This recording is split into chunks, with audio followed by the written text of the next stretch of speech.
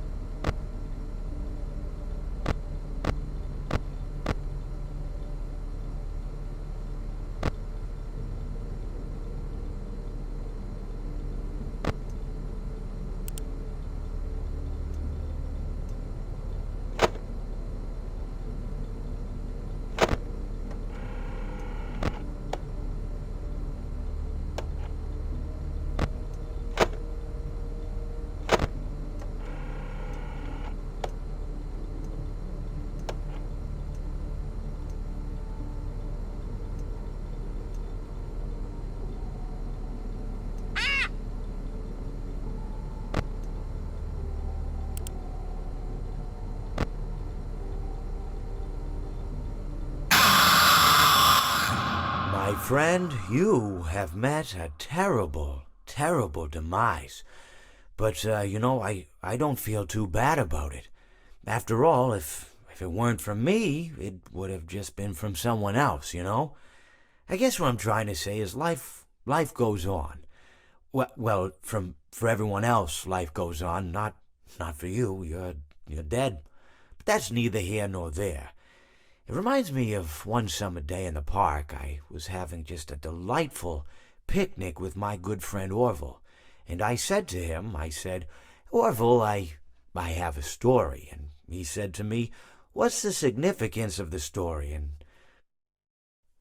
I said to him, Orville, not every story has to have significance, you know? Sometimes a story is just a story. If you try to read into every little thing and find meaning in everything anyone says, you'll just drive yourself crazy. Had a friend do it once.